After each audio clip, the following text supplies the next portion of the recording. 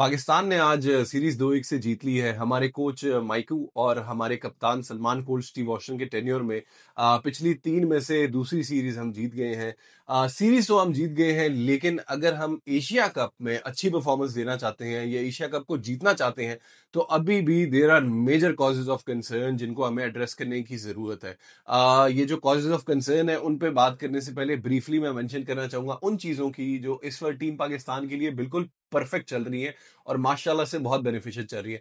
सबसे पहले भाई साहिबजादा फरहान की हमें जितनी डेस्परेटली जरूरत थी, वो हमें उस बात का एहसास नहीं था। अब हमें इसकी परफॉर्मेंसेस देख के हो रहा है। साहिबजादा फरहान वो है जो आप सबको लगता है कि मोहम्मद हारिस है। ठीक है, आप लोगों को लगता है ना जो मोहम्मद हारिस इंटेंट और बड़ा प्लेयर है और एग्रेसिव प्लेयर है। मोहम्मद हारिस कुछ भी नहीं है, लेकिन उस पर तो हम आते हैं। Sahibzada Farhan is the solution to most of our problems. दूसरी चीज जो पाकिस्तान टीम के लिए इस वक्त बहुत अच्छी चल रही है, वो है सुफियान मुकीम। खूबसूरत बॉलिंग करवाई है सुफियान मुकीम ने। सीरीज में ज्यादा विकेट्स नहीं ली, हर मैच में सिर्फ 1 विकेट है, 3 विकेट्स है। लेकिन जिस कंट्रोल के साथ ये सुफियान मुकीम ने बॉलिंग की है, जिस इकोनॉमी के साथ सुफियान मुकीम ने बॉलिंग की है, इतना मैं खुश हुआ हूं कि अल्हम्दुलिल्लाह यार, इसको पूरी सीरीज हमने खिलाई है। Very good science for Pakistan cricket. उसी के साथ साथ जो तीसरी चीज is right now is wonderful for Pakistan cricket, वो है हसन नवाज। हसन नवाज हमारा मिडिल ऑर्डर का एक वो ब्लॉक बनता जा रहा है, एक दीवार बनता जा रहा है, जिसकी हमें बहुत शिद्दत से जरूरत है। क्योंकि अगर आप एडमिट करो नहीं करो, ओपनिंग के इतने मसले नहीं है, बॉलिंग लाइनअप के इतने मसले नहीं है, जितना हमारा मिडिल ऑर्डर के मसले हैं। जब से हमारा मिडिल ऑर्डर वेकेट हुआ है, हमारे एक्सपीरियंस प्लेयर्स गए हैं, पिछले 3-4 साल से कोई एक बंदा नहीं है जो मिडिल ऑर्डर में आके अपनी जगह बनाए, परफॉर्म करे। सलमान कोच स्टीव ऑस्टन ने परफॉर्म करना शुरू किया था बाबर की कैप्टनसी में, रिजवान की कैप्टनसी में, लेकिन जब से सलमान अली आगा खुद कैप्टन बना है, उसकी एज सच कोई परफॉर्मेंस कोई खास नहीं है। Which brings me to the causes of concern right now. सबसे पहले हमारा कप्तान Salman Ali Agha needs to take a bit of ownership, he needs to take some responsibility. इसको 1 से 2 ओवर करवाने चाहिए ऑलमोस्ट हर मैच में। अपने लिए इसको डिपार्टमेंट रखना चाहिए, जगह रखनी चाहिए। एशिया कप में भी दुबई के पिचेस पे भी बॉल टर्न होगा, सलमान अली आगा को ये रिस्पॉन्सिबिलिटी लेनी चाहिए। और सलमान अली आगा को अपने स्ट्राइक रेट में थोड़ी सी मेहनत करनी है, क्योंकि जिस पोजीशन पे ये आके खेल रहे हैं against quality opposition like India, against quality opposition like Afghanistan, आप लोग फंसोगे। तो overall Salman Ali Agha has been very very very nice, लेकिन ये 2 डिपार्टमेंट्स हैं जिस पे इसको काम करने की जरूरत है। उसके अलावा जो एक बहुत बड़ी मेजर कॉज ऑफ कंसर्न है, वो मेरे हिसाब से हमारा बॉलिंग डिपार्टमेंट है, स्पेशली हमारा फास्ट बॉलिंग डिपार्टमेंट। जिस दिन हमारे बॉयज नई बॉल से अच्छी बॉलिंग करवाते हैं, उस दिन हमारे बॉयज डेथ ओवर में पेश कर देते हैं। और जिस दिन हमारे बॉयज नई बॉल से बुरी बॉलिंग कराते हैं, उस दिन भी हमारे बॉयज डेथ बॉलिंग में पेश कर देते हैं। आज हमने अच्छी डेथ बॉलिंग करवा ली है। पिछली वीडियो अगर आपने मेरी देखी है जो कल के मैच की हुई है, यानी सेकंड T20 की, मैंने एक बात की थी कि पाकिस्तान की तरफ से बहुत स्टूपिड कैप्टनसी थी। वाई? सुफियान मुकीम और स्पिनर्स ने पकड़ा हुआ था वेस्ट इंडीज को। सुफियान मुकीम का 1 से 2 ओवर सलमान अली आगा को बचा लेने चाहिए थे, और आखिरी 3 ओवर्स में ये सुफियान मुकीम से बॉलिंग करवानी चाहिए थी। ये कल के मैच के बाद मैंने बात किया, आप इस वजह से मैच हारे हो। आज सलमान अली आगा ने वही किया स्मार्टली। सलमान अली आगा ने सुफियान मुकीम का 1 ओवर बचा लिया। 18वां ओवर जो क्रूशल ओवर था मैच का, जहां पे मैच का वो पहलू किसी तरफ भी पलट सकता था, वेस्ट इंडीज की तरफ भी पलट सकता था, पाकिस्तान की तरफ भी पलट सकता था, वहां पे सलमान अली आगा ने जी रिस्पॉन्सिबिलिटी दी है सुफियान मुकीम को, एंड सुफियान मुकीम डिलीवर्ड। इसने उस ओवर में 3 रन दिए और जेसन होल्डर की क्रूशल विकेट ली है। जेसन होल्डर जो कि पिछले मैच का मैन ऑफ द मैच था और विनिंग रन जिसने मारे थे और 4 विकेट्स ली थी, उस जेसन होल्डर को इसने दूसरी बॉल पे बोल्ड किया, इतनी को खूबसूरत बॉल से। तो अगेन वही बात है जो मैं बातें कर रहा होता हूँ, सुन लिया करो, मेरे पास क्रिकेट नॉलेज है, मेरे पास क्रिकेट सेंस है। रैशनली सोचा करो मेरी बातों को, आप लोगों को सेंस नजर आएगी। आज वही किया है इन लोगों ने जो मैंने कहा था कल, आपके सामने रिजल्ट, वहां पे आप मैच जीत गए थे। अगर 18वें ओवर में आप अपने पेसर्स को ले आते, there is a very high probability, मेरे हिसाब से कोई 80% की प्रोबेबिलिटी थी कि आपने वहां पे मैच हार जाना था। लेकिन अल्हम्दुलिल्लाह हम मैच नहीं हारे, अल्हम्दुलिल्लाह हम सीरीज जीत गए। तो ये एक बड़ी अच्छी बात है। लेकिन हसन अली के again is a major cause of concern. Hasan Ali ने PSL में परफॉर्म की है। हसन अली ने PSL के बाद जब बांग्लादेश सीरीज हुई हमारी, जब बांग्लादेश हमारे घर है, वहां पे हसन अली ने परफॉर्म की है। हसन अली ने वहां पे अपने T20 करियर का पहला 5 भी लिया। फिर हसन अली गया वाइटैलिटी T20 ब्लास्ट खेलने इंग्लैंड, हसन अली ने वहां पे भी परफॉर्म की है। लेकिन इस सीरीज में हसन अली ने जो बॉलिंग करवाई है, मुझे वो कहीं से भी एक ऐसा बंदा नहीं नजर आ रहा जो एक इंटरनेशनल एक्सपीरियंस क्रिकेटर है। मुझे कहीं से भी ऐसा बंदा नहीं नजर आया जिसने इतने अच्छे फॉर्म में इस पूरा साल बॉलिंग करवाई है। एक बहुत एवरेज और मीडियोकर बॉलर लगा है मुझे Hasan Ali. And again death में जो आखिरी ओवर इसने करवाया, क्रूशियल ओवर था, वहां पे तो वाकई इसने बहुत अच्छी बॉलिंग करवाई है। लेकिन जो वेस्ट इंडीज को स्टार्ट मिल गया था, इनिंग्स का पहला ओवर हसन अली ने करवाया है जिसमें 16 रन दिए गए हैं।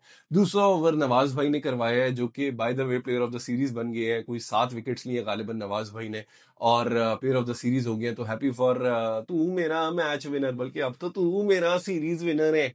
तो हैप्पी फॉर नवाज भाई। लेकिन पावर प्ले में ही वेस्ट इंडीज का शुरू हो गई थी, कोई 31 के करीब, इनका 31-32 के करीब, तो पहले 2 ओवर्स में स्कोर हो गया था। वहां से हमने पुल बैक किया। तो मेरे हिसाब से हसन अली को अभी ये ट्राई नेशन सीरीज में हम देख लेते हैं। लेकिन बजाय इसके कि एक एक्सपीरियंस फास्ट बॉलर जिसको इतनी बुरी ट्रीटमेंट मिल रही है, क्या आपको लगता है क्या ऐसे बंदे पे इन्वेस्ट करना चाहिए जिसने इस साल परफॉर्म किया है, जिसके पास एक्सपीरियंस है, या opposite end of the spectrum बजाय इसके कि इस वक्त हम हसन अली पे मजीद इन्वेस्ट करें, क्यों ना हम नए बच्चों को चांस दें, नए बच्चों पे इन्वेस्ट करें, क्यों ना हम अब्बास अफरीदी पे इन्वेस्ट करें, क्यों ना हम मोहम्मद वसीम जूनियर पे इन्वेस्ट करें, क्यों ना हम सलमान मिर्जा पे इन्वेस्ट करें। मतलब ये मुझे कमेंट्स में बताएं आपको क्या लगता है कि हसन अली या ये यंगर न्यूअर लॉट, किस पे इन्वेस्ट करना चाहिए।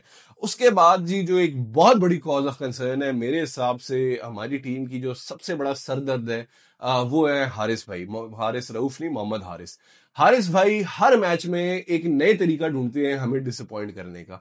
पिछले मैच में भी, खैर तो बहुत पिछला मैच क्या, पूरी सीरीज में ही भाई ने पेश कर दी है। बांग्लादेश सीरीज में भाई ने पेश कर दी थी, ठीक है। वही बात होगी कि एक दिन टुल्ले मार के भाई ने सेंचुरी मार दी और अब आपको सबको लगता है कि he is the prodigal sun. But पिछली वीडियो पे एक बंदे ने, किसी ने कमेंट किया था कि जी हारिस को जब मैं बैटिंग करते हुए देखता हूँ मुझे ऐसे लग रहा है कि हारिस ऑडिशन दे रहा है ब्लाइंड क्रिकेट टीम के लिए, आंखें बंद करके फिरता रहता है। तो वो देख के मैंने कहा कि यार इतना एक्यूरेटली मैंने कभी किसी को डिफाइन करते हुए नहीं देखा। हारिस को इतना एक्यूरेटली वो डिफाइन किया गया था। हारिस भाई ने आज एक नई स्कीम निकाली है। भाई आए हैं बैटिंग करने चौथे नंबर पे, ठीक है, आपकी टीम सेट है, आपके ओपनर्स ने आपको 138 रन की पार्टनरशिप दे दी है। उस पे हम आते हैं बाद में, जो उन्होंने खूबसूरत बैटिंग की है। हसन नवाज आया है, हसन नवाज ने भी क्विक फायर 15 रन मारे कोई 7 बॉल्स पे। हारिस भाई आए हैं, दूसरे एंड पे खड़ा हुआ है साइम अयूब। दूसरी बॉल पे अपने पहली बॉल पे हारिस भाई ने निकल के इतने जोर से मारा है कि मुझे लगा बॉल अमेरिका से ट्रेवल करके ऑल द वे पाकिस्तान आ जाएगी। और वो बॉल इतनी रेंगती हुई गई है फील्डर के पास बाउंड्री पे कि मैंने कहा दुर फिटे मुंह, लेकिन मैंने कहा चलो इंटेंट, इंटेंट। दूसरी बॉल पे हारिस भाई ने फिर वही किया है कि हर जगह का जोर लगा के मारने की कोशिश की है। बॉल मिडल के नेड़े भी नहीं लगी और भाई भागे इस तरह है जिस तरह उनकी जिंदगी उस पर डिपेंड करती है। इस तरह भागे हैं जिस तरह 9 आउट हो चुके हैं और टेल एंडर उनके साथ खेल रहा है और हारिस ने ही रन्स बनाने हैं। इस तरह भागे हारिस भाई जिस तरह 60 के करीब साइम अयूब बैटिंग नहीं कर रहा, 60 के करीब हारिस बैटिंग कर रहा है। दूसरे एंड पे बंदा है, उसको आप बिला वजह भगा रहे हो। 2 रन की आपने कॉल की है सेट बैट्समैन के खिलाफ, जहां पे 2 रन बनते नहीं थे और आप फिर आउट हो गए हो। तो अगेन हमेशा की तरह हर मैच में, लेकिन एक बात माननी पड़ेगी हारिस की, हर मैच में एक नए तरीके से हमें एक चकमा देता है। तो माशाल्लाह हारिस बहुत बड़ा कॉज ऑफ कंसर्न है। पिछली वीडियो में मैं ये बात कह चुका हूँ, जितने आप चांसेस दे रहे हो इसके आप आधे चांसेस भी दे दो हसीबुल्लाह को, आपको बेहतर प्लेयर मिल जाएगा। जितने आप चांसेस दे रहे हो हारिस भाई को, इसके आप आधे चांसेस दे दो ख्वाजा नाफे को, आपको बेहतर प्लेयर मिल जाएगा। मोहम्मद हारिस जैसा प्लेयर आपको एशिया कप में कभी भी नहीं जितवाएगा। मोहम्मद हारिस जैसा प्लेयर वर्ल्ड कप जैसी जगह पे कभी भी आपको नहीं जितवाएगा। वही बात होगी टुल्ला 30, 40, 50 मैच में एक दिन चल जाएगा, आपको मैच जिता देगा। लेकिन अगर 30, 40 और 50 मैच में एक दफा आपने चलवाना है प्लेयर, तो फिर तो आप आजम खान को खिला लें, फिर तो आप आसिफ अली को खिला लें, फिर तो आप किसी को भी खिला लें। 40-50 मैच मुझे खिला लें यार, एक आध में तो मैं भी चल जाऊंगा। तो major cause of concern and major सरदर्द for team Pakistan is Mohammad Haris. अगर आप डिसएग्री करते हैं इस बात से या आप अग्री करते हैं तो प्लीज मुझे कमेंट्स में बताएं कि क्या चाहते हैं आप लोग जिंदगी में, इसके बारे में आपकी क्या राय है। अब हम चलते हैं जी नेट पॉजिटिव्स की तरफ। हारिस रऊफ ने आज बहुत अच्छी बॉलिंग की है। 2 ओवर में इनका कोई 32 के करीब स्कोर हो गया था वेस्ट इंडीज का। हारिस रऊफ ने आके तीसरा ओवर करवाया। पावर प्ले में आमतौर पे जब हारिस रऊफ बॉलिंग कराते हैं तो मार ही खाते हैं, और जब इतना अच्छा स्टार्ट मिल गया था वेस्ट इंडीज को तो मुझे तो डर ही लग रहा था। लेकिन बहुत अच्छी बॉलिंग कराई है पावर प्ले में हारिस रऊफ ने। तीसरा ओवर इसने कराया, उसमें इसने सिर्फ 5 रन दिए।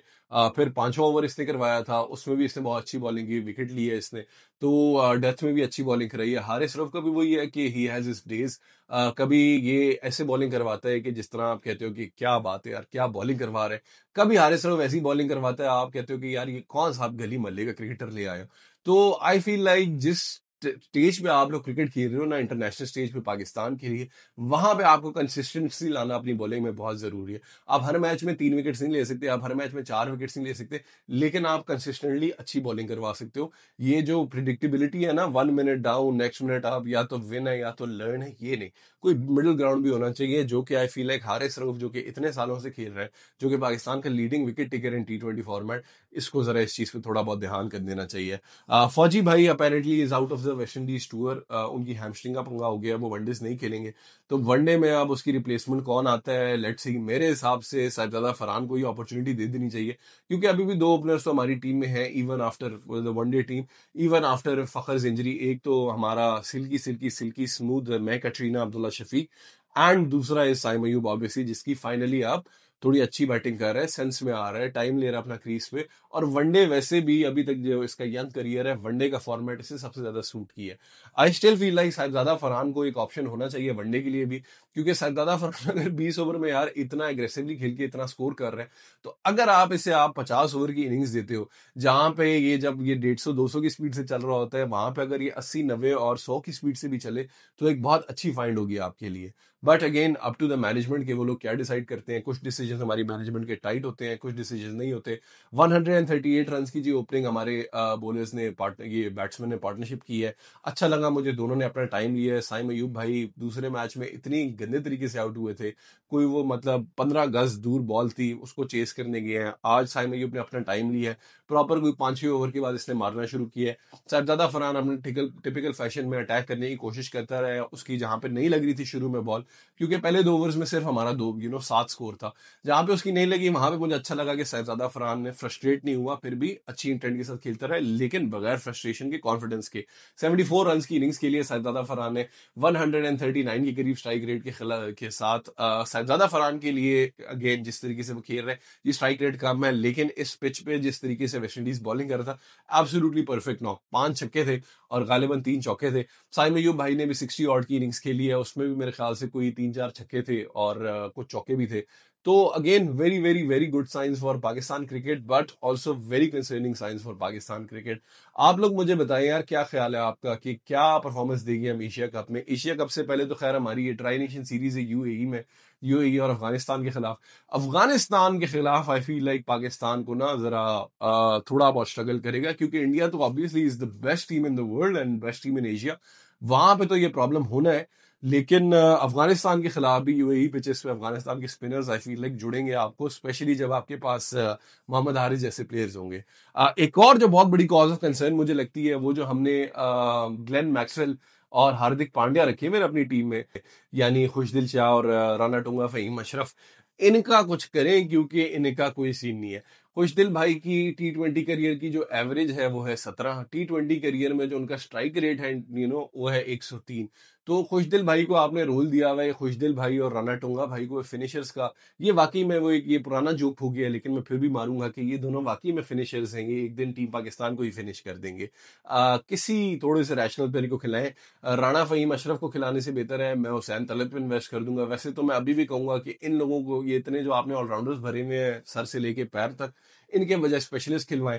लेकिन आप लोगों ने ये क्लियर इंटेंट दिखा दी कि जी आपने ऑलराउंडर्स को ही खिलाना है, तो बजाय इसके कि आप ये सियासी पर्ची राणा राणा टोंगा फहीम अशरफ को खिलाएं, या तो आप हुसैन तलत को खिला लें, या आप आमिर जमाल को खिला लें, या आप, मैं अभी भी कहूंगा कि इन ये जो इतने आपने ऑलराउंडर्स रखे हुए, इनकी जगह या तो इरफान खान न्याजी को ले आए, या आप लोग उसको लें अब्दुल समद को। ठीक, ये दोनों कम से कम प्रॉपर फिनिशर्स हैं, एक्सेलरेटर्स हैं।